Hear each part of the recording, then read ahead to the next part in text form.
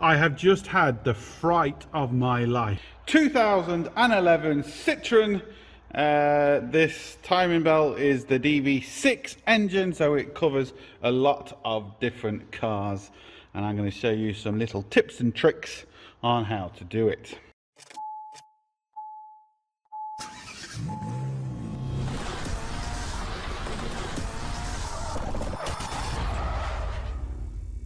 And welcome to another Bodgit and Leggit video. Now we've got a Citroen Berlingo here, XTR. This is the 1.6 HTI DV6 engine. Right, so we're doing a timing belt, and what I'm going to do is I'm going to take all the bits off that you're not going to be able to see, and I'm going to show you what I've taken off. But then we're just going to show you a few little tips and tricks on how to actually do it, because trying to film a timing belt is always difficult because there's just no bloody room.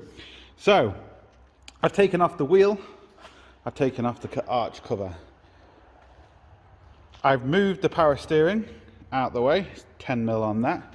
Just goes to here, and that moves out the way. Now you do have to be careful, because when you quickly look at this, you might think that's your expansion bottle. The expansion bottle's in there. So yeah. Anyway, so that's out the way. Next thing we've got to do is move the diesel pipes. But what I wanted to show you is how to remove these clips. So what you do is you get a little screwdriver in, you lift up the tab, and then you push down on the main tab, and it will come out. See if I can do it one-handed. Most probably can't. There we go. And now we can get them out the way, because that's clipped onto the timing belt cover.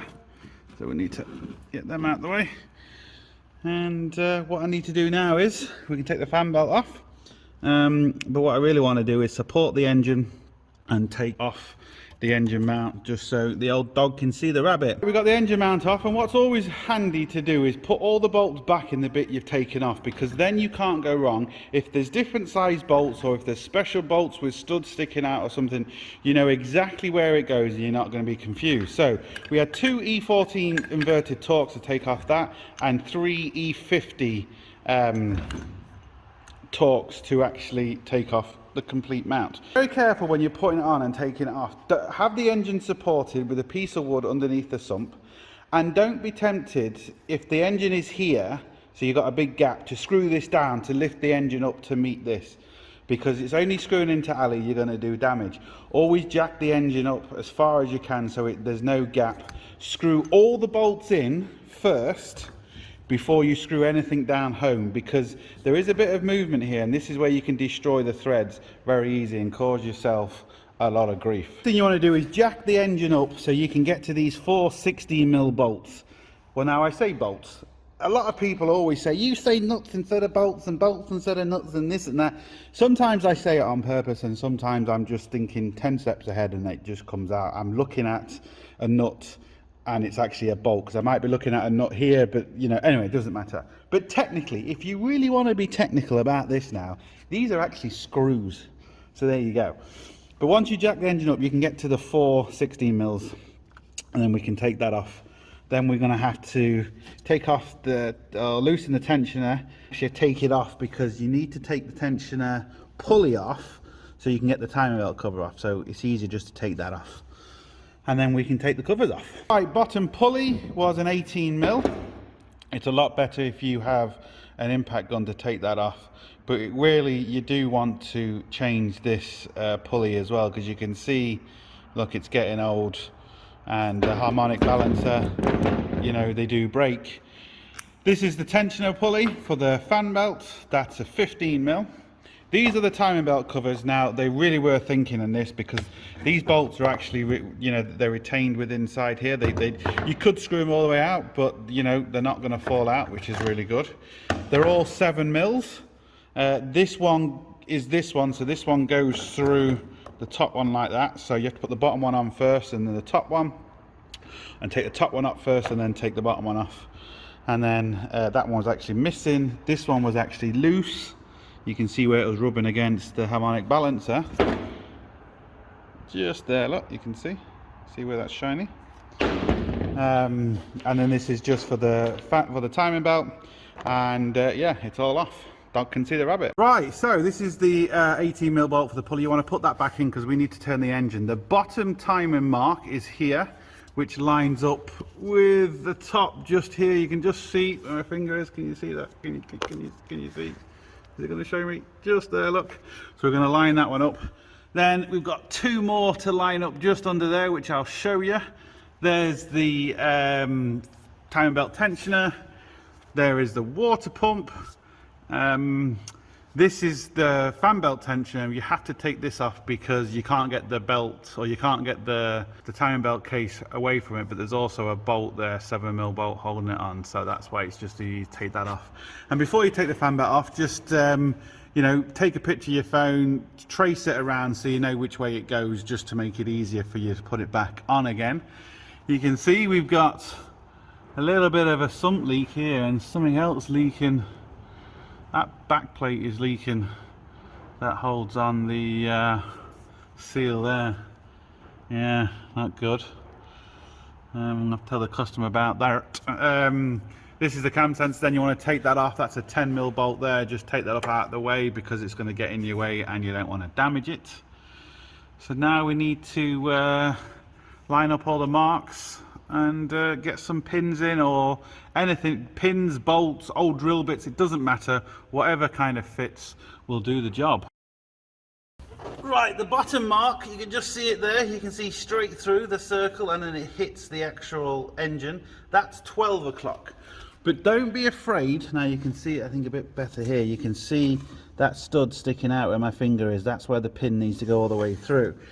And when you look at the cam, you can see our timing belt mark is, where is it? Right there, but it's not lining up, right? So don't be afraid if that happens, because it normally takes 2 turns for the bottom pulley for the top pulley to turn twice. So if you get the bottom pulley lined up and the others aren't, just turn it again 360 degrees and they should all line up. The bottom, the top pulleys are roughly around 12 o'clock. Or 11 o'clock, sorry. The bottom pulley is at 12 o'clock, so that'll give you a rough idea. Okay, our bottom pin is in up here. I've also marked it. I prefer to double mark it, even though I've triple marked it there, but anyway, I prefer to double mark it just because it's easier to see if 2 marks are off rather than if you just put 1 mark there. Our top one is in, again double marked it.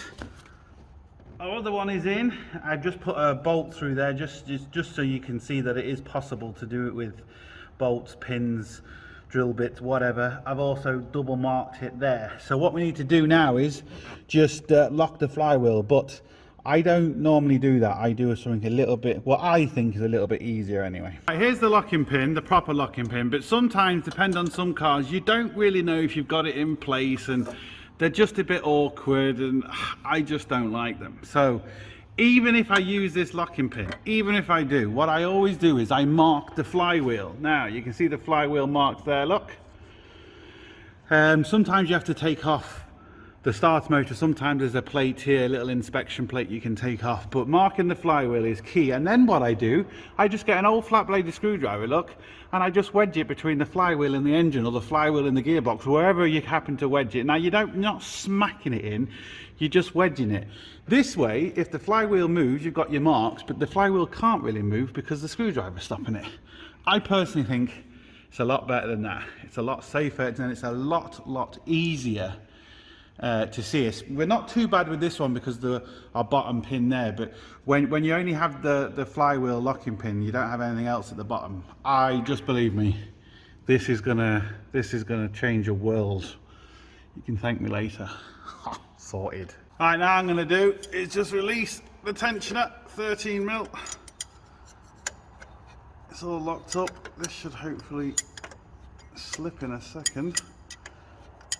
Should have done by now. It's loose enough. There we go. We'll manually slip it. We'll manually do it. Now, come on, we have enough.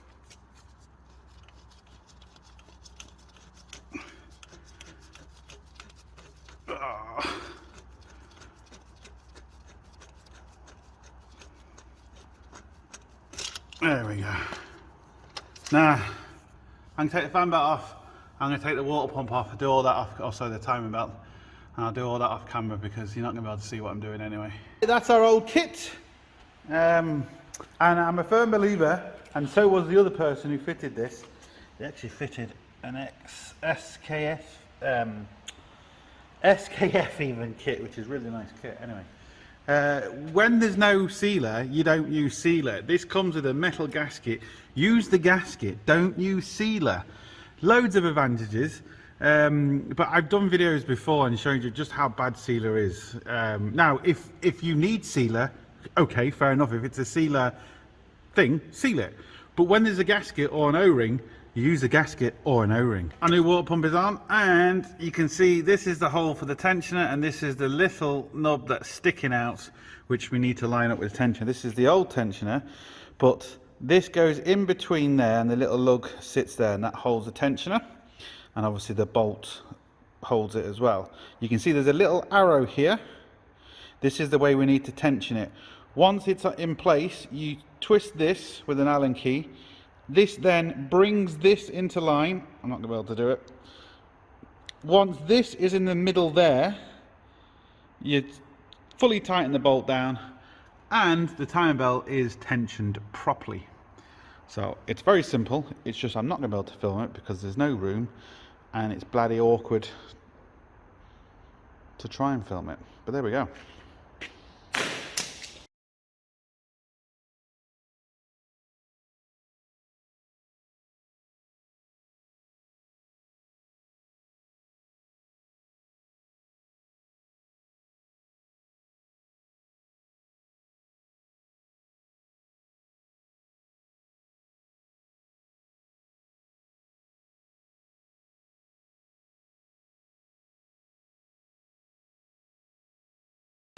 Right, as you can see, I've got the belt on, but the problem is on the tension side. So this is the tension side here, because this is the side you can tension.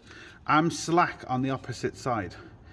You want this side to be as tight as possible as regards, because you haven't tightened it yet, and this side to be slack, because I could now pull the pin on that and tighten this, but once I turn it twice by hand, this is too loose. So I'm going to take this off, get this side a lot taut, and get this side slack. So if you come across that, don't continue, because you're just going to cause yourself more grief. Right, this is now a million times better. This is nice and taut, and this is loose. Now, when I start tightening or tensioning this water pump's going to move and take up the slack, if you can see, which is okay, because the water pump can move. Nothing else can move because we've got it all locked. But the way I did it is I just basically left the top two cams off. So I did all the bottom ones. I started off here, went around the water pump, went around the tensioner, came back up to the idler, and then when you saw that slack there, what I did is I then came to the top, because I was essentially off by a tooth. I pulled it back around, made it tight, brought it back around to the tensioner. What would have happened if I had continued is I would have tensioned it here, and it would have tensioned no problem. I would have spun the engine twice. It would have then come back up here because it would have been too loose, and I would have slipped a tooth on this side, so something would have been off about a tooth. It would have done no damage because I was turning it by hand, but it means you'd have to take everything back off again, lock everything, and it's an absolute nightmare. So what I can actually do now is, I'll see if I can film it, we can actually pull the pin.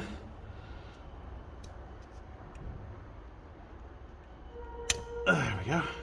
See, already it's taken up that, and what I can now do is, again, I'll see if I can film it, I need to get an Allen key, turn this, and we need to get that lined up in there, and it's going to be tensioned. Right, what I've done is I've snugged up the 13mm bolt, not too tight, because if you do it too tight you can't move this, and too loose it keeps slipping down. It can be a bit annoying. Hold on, why is this zoomed in now? Zoom out. Zoom out. Where are we? It can be a bit annoying because once you tension this, to tighten this you have to hold the Allen key at the same time as tighten that, because otherwise it will slip around, it'll get too tight or too loose. It's a 6mm Allen key, but what you're aiming for is there's a little arrow, so you can see the arrow, that's the way we need to move, and what you're really aiming for is this to be in the middle here. So once this starts spinning round, you can see just like that. Oh, slipped out. Is it annoying when you slip out? Oh, come on.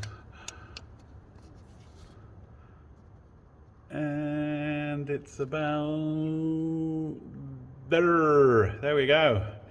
See, I haven't got it slightly tensioned that much, but now what I've got to do, which I can't do on camera because I need 3 bloody hands, I need to hold that Allen key there and tighten that 13mm bolt all at the same time. Then what I can actually do is take all my pins out, spin it by hand, and then double check. You can see I've actually put the proper pin in there just because I had it.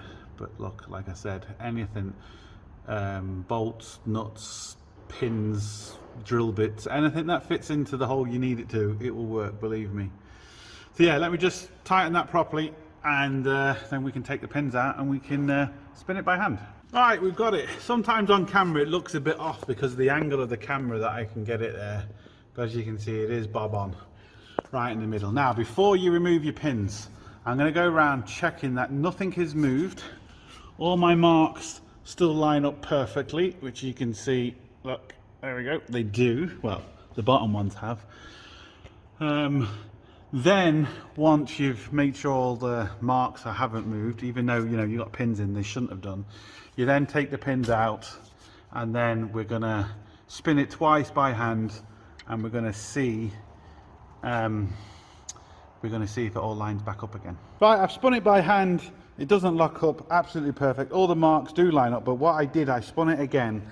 I just wanted to show you this. Because these two pulleys are different sizes, when you spin the bottom pulley twice, not necessarily this pulley is going to line up. You can see this pulley's off because you might have to spin this 3 or 4 times to get all the marks to line back up again. So just be aware of that. But as long as it doesn't lock up as you're turning it, you're okay. You still could have an issue, but worst case scenario, the vehicle just will not start. You're not going to do any damage.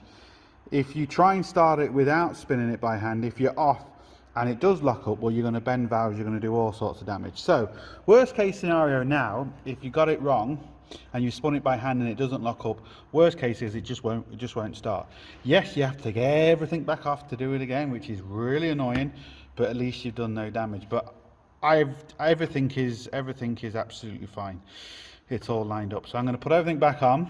Right, this is kind of typical because I continued because I knew this person needed the car and blah blah blah. Anyway, so the garage that I'm doing this for has spoken to the customer because I told them about all this, and the customer is just, yeah, look, get it sorted, make it right.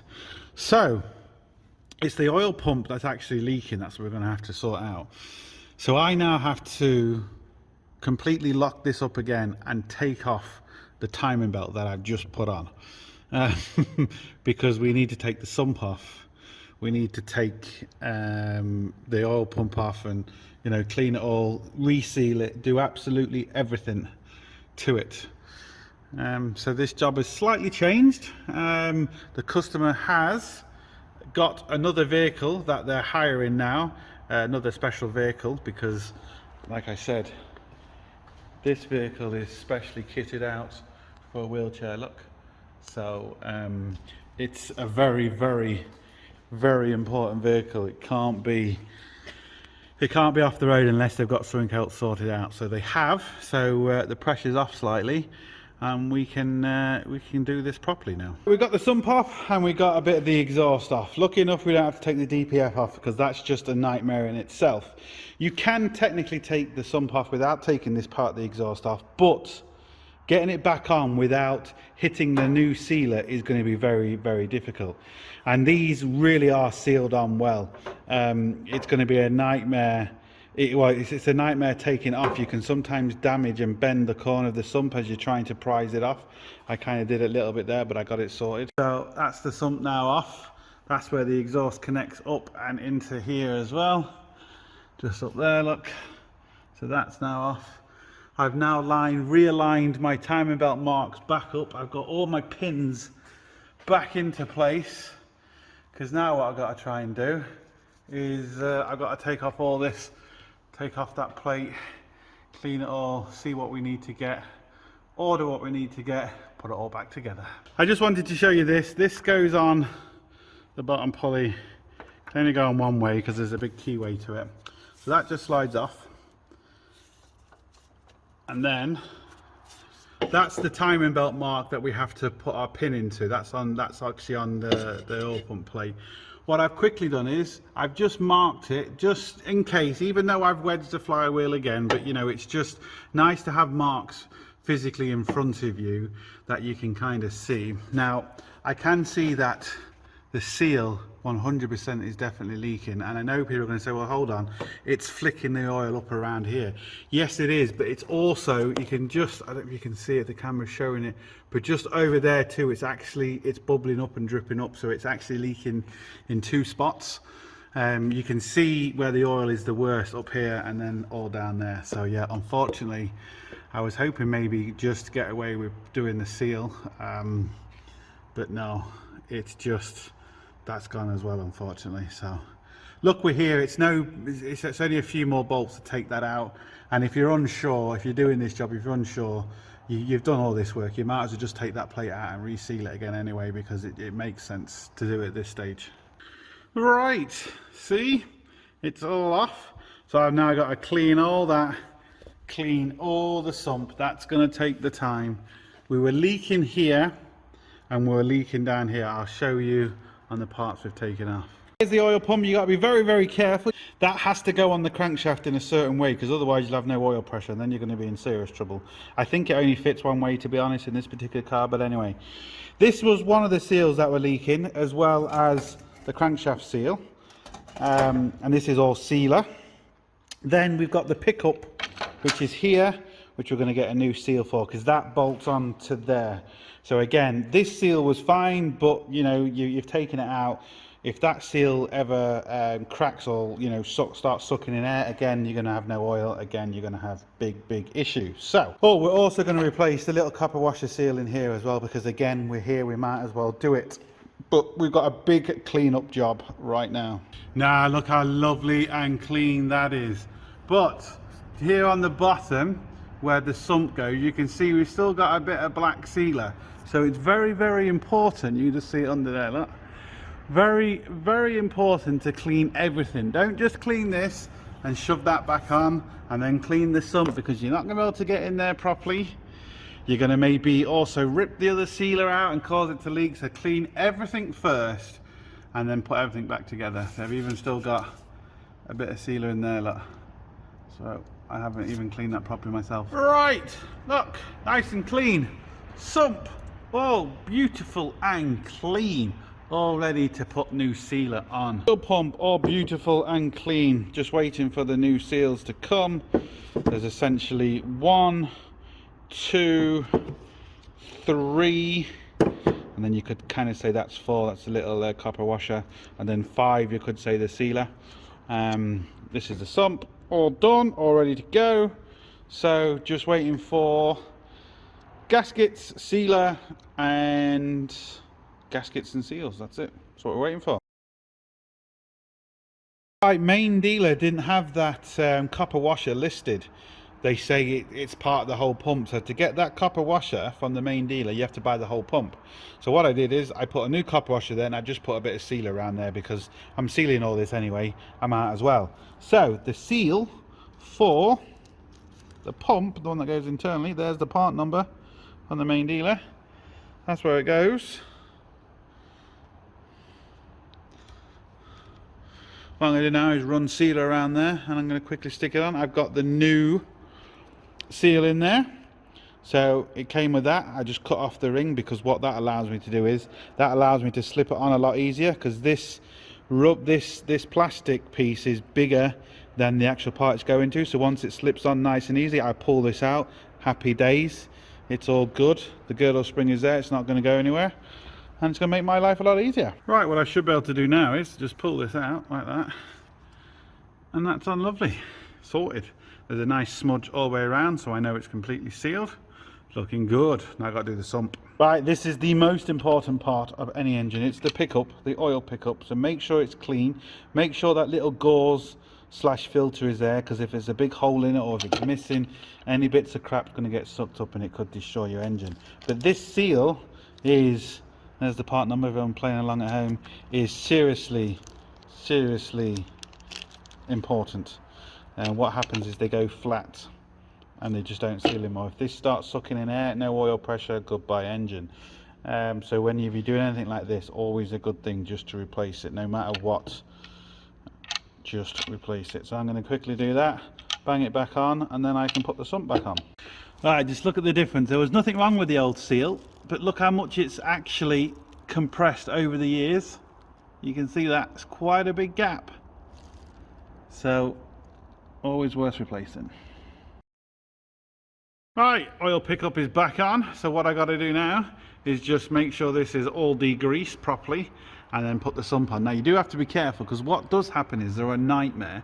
Even though we've been waiting for a couple of days for these parts, so this has been allowed to drip for a few days, oil will find its way and just drip out onto here. So when you degrease this for the last time, make sure you are ready with your sump more or less straight away to get it on, because if you degrease this and then you say let's go off somewhere, and then you put the sealer on the sump in half an hour's time and you don't look at this properly, I guarantee that there's going to be a run of oil somewhere on it, and then it's just never going to seal and you're going to be in trouble. The good thing to do before you start is make sure you have all the nuts, bolts, whatever it happens to be that sticks the sump on, because as you can see, especially here, there's a big gap where there's nothing, and if you're struggling to find something, or you can't find your bolts or something, and you know the stuff starts setting, or if you're using quick set seal, whatever, you can just run into trouble very, very quickly. So make sure you've got all your fastenings, nuts and bolts that you need before you start. Right, the sump is on, so we're all good. We're all good. Now what I gotta do is get back to where I was before. I'm gonna put everything back on, get the timing belt back on, spin it around. I've already done that on camera, so I'm gonna do all that off camera now, and yeah, get back to where I was originally. I have just had the fright of my life. I was just putting the bottom pulley back.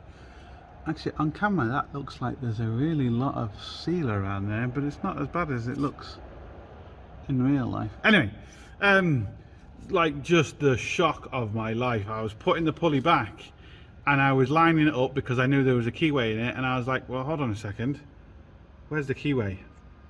And then my heart literally exploded. I thought that keyways got pushed in and fell inside here, and I was thinking, well, hold on, it can't be, because I didn't put the sump on, and you know, I put this on first, and then anyway, lots of things are going through my head. But lucky enough, look what was on the floor.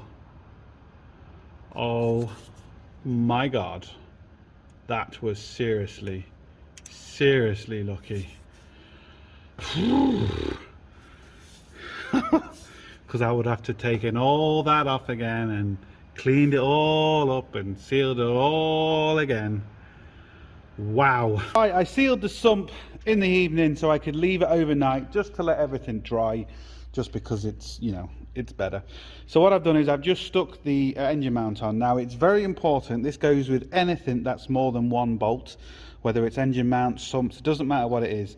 Make sure you put all the bolts, screws, nuts, whatever you happen to have, all down in the holes before you tighten anything up, because there is movement in everything, and if you screw one thing down tight, the other 3 or 4 or 5 bolts, you might think they go in, and they might go in, but you're going to possibly do damage to the threads, and if you do it into the engine, it's just a nightmare. So what I'm going to do is, I've got the engine mount on, I'm going to run this now with all the covers off, the fan belt's not on, because I need to make sure of a few things. I need to make sure that the oil pump is working, I need to make sure there's no leaks, you know, I need to make sure the timing belt's okay, there's no noise, there's no rattles out of it. If you'll notice from any of my timing belt videos, I always leave as much stuff off as I possibly can and start it, just to hear and see if there's any issues with anything. Obviously there's oil in it, there is water in it, there's not enough water in it because we did the water pump, but there's enough to start it for a few, you know, for a couple of minutes, just to see if there's any issues. Obviously the battery is not going to be charging, but that doesn't matter. I have to put the fuel lines on, but and I have to tighten the bottom crank bolt as well, just because of the work that I've done to it. I need to make sure, especially with this sort of job, if you put all the covers back on, it could be leaking oil. It might not be leaking a lot of oil, but it could be. And you put the bottom cover on, by the time you realise, it could be too late. And then if oil is coming on the new timing belt, it's going to destroy the new timing belt. It's best to see it now before you put everything back on. If there is an issue, unfortunately, yes, take everything off and reseal it again. But look, it is what it is. Hopefully that's not the case, but we'll have to wait and see. I'm just trying to bleed the fuel system now because I've changed the filter. I've actually serviced this in the meantime. But what I found is when you change the filter and you're pumping this, it just doesn't pump properly. What I found the easiest in the past is to start it. It will only start for 3 or 4 seconds, maybe a little bit more, but that would have put a little bit of diesel in the filter. Then pump this, then it should kind of start again. That's what I found. So I don't think this is, well, this might start because there's fuel in the line, but it's going to kind of cut out quite quickly. Right, put your bottom sensor on, otherwise it won't start. You just need your trigger wheel on there. Make sure there's nothing hitting the timing belt. Tighten that bolt and we should be good to start, to make sure there's no leaks around here, to make sure everything's working as it should. See what happens. Like I said, it's going to mostly start and then stop, and then I'll have to pump the fuel. Yeah, hope I don't have to press the clutch. Let me just turn the light off and that. Don't need the light on. There we go.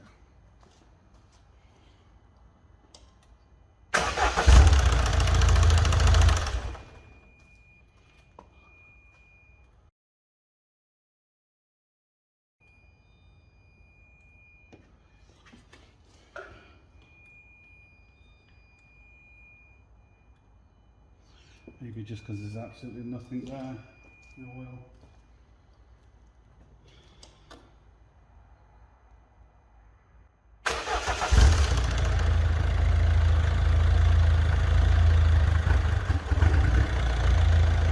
That's the fuel pump, or the, oh, okay.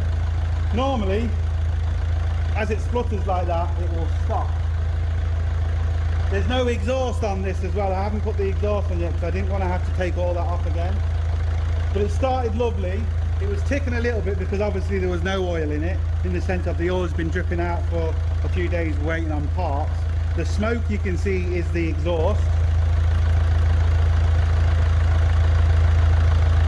But what I've got to do now is, now I know it starts, so we know the timing is okay, we know everything is okay as regards that. I just need to monitor this now without having to record a video just for leaks. Nothing's going to happen now in that sense. No, I would press record on the camera in case it blew up. Then I could maybe get a little bit of money back on the video if I blew up the engine, cost me an engine. But I'm just going to monitor everything now and make sure we've got no leaks, make sure everything is fine. I have to put some water in it. Double check the oil pressure, make sure that's all fine. I'll do that off camera. If I come across any issues, I'll turn the camera back on. Okay, so far so good. No lights on the dash, no oil lights flashing or anything like that, so we know all that's good. Battery light isn't on yet, which it will be as soon as it goes down a little bit because there's no alternator charging it. But no engine lights, no, all I was really concerned about was an oil light. There's no oil light there flashing. At the minute, there's no leaks.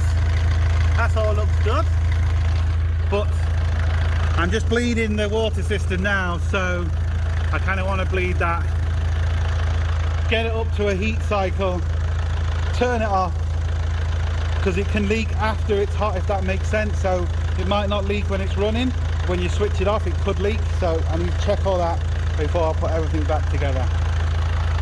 Right, and if you want to know how to bleed this, you take off the intake pipe. It's 2 clips you push back, one here, one there. This then screws or slots into here, see that? So you have to, when that comes out like that, you'll see them 2 lugs. You twist it, so them 2 lugs are there. You twist it, pull it out, and there is your bleed nipple. Once you unscrew that and fluid starts coming out, all the air has stopped coming out, there's no more bubbles, boom, it's bled. Make sure you've got heat inside, make sure it's not overheating, and you are sorted. Right, brand new pulley, brand new bolt, it's all going back. We should be good to go then. Right, underneath here we're absolutely bone dry, which is all good. You can see all the oil around the air conditioning pump, and that's because of the seal that was leaking inside the timing belt. All that oil was all because of that. It's amazing how it spreads and it goes everywhere. But at the minute I've got the exhaust on, I haven't tightened up the bolts yet, so I've got to put them clamps in the right position, tighten them all up. But at the minute we're all good, no leaks, no nothing. Sounds good. Water circulating, so we can wrap this up soon, hopefully, fingers crossed. Not sure what happened at the end of the video, but basically everything was fine. There was just another little part that I recorded with the engine ticking over, and everything was absolutely fine. So, but anyway, it was all good, nothing happened, and it's still going.